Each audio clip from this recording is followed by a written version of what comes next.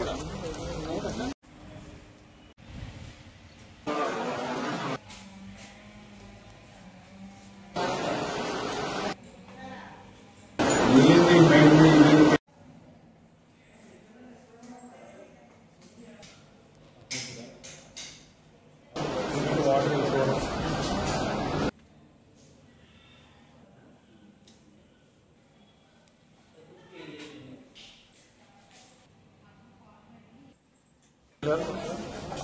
పేరు చిన్నబాబు.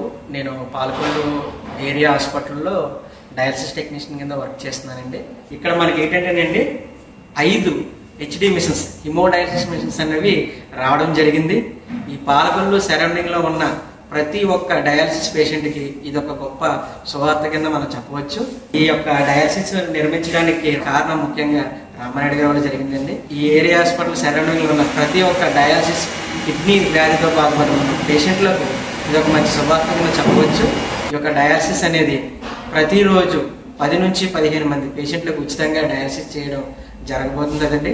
రేపు 14వ తారీఖున కొత్తగా ఏర్పాటు చేసినటువంటి డయాలసిస్ సెంటర్ రాష్ట్రంలో ఎన్డీఏ కూటమి అధికారంలోకి వచ్చిన తర్వాత 2 డయాలసిస్ సెంటర్లు మాత్రమే ముందుగా పర్మిషన్ ఇస్తే అందులో ఒకదాన్ని మరి రామానాయుడు గారు సాధించి తీసుకొచ్చి పాలకొల్లులో మరి ఏర్పాటు చేయడం. ఎందుకంటే ఈ మధ్యకాలంలో కిడ్నీ రోగులు చాలా ఎక్కువగా ఉన్నారు. వారందరికీ డయాలసిస్ అవసరమైనప్పుడు దూర ప్రాంతాలకు వెళ్ళి డయాలసిస్ చేయించుకోవడానికి ఇబ్బంది పడుతున్నారు. అక్కడ అర్ధరాత్రి అపరాత్రి ఏదో ఒక టైం ఇస్తున్నారు. ఎందుకంటే రోగులు బాగా కిడ్నీ సమస్యలు బాగా ఎక్కువగా ఉన్నాయి ఈ మధ్యకాలంలో. వాటినన్నింటినీ కూడా దృష్టిలో పెట్టుకుని డయాలసిస్ ఫస్ట్ ఇచ్చిన 2 ఒకదాన్ని పాలకొల్లు నియోజకవర్గ పాలకొల్లు పట్టణానికి తీసుకురావడం, దాన్ని యుద్ధ ప్రాతిపదికన గవర్నమెంట్ హాస్పిటల్లో ఉన్నటువంటి ఫెసిలిటీస్ని ఉపయోగించుకుంటూ ఆ రూమ్స్ అన్ని కూడా సిద్ధం చేసి రేపు 14వ తారీఖున మినిస్టర్ సత్యకుమార్ యాదవ్ గారి చేతులుగా అది ఓపెనింగ్ సిద్ధంగా ఉంది.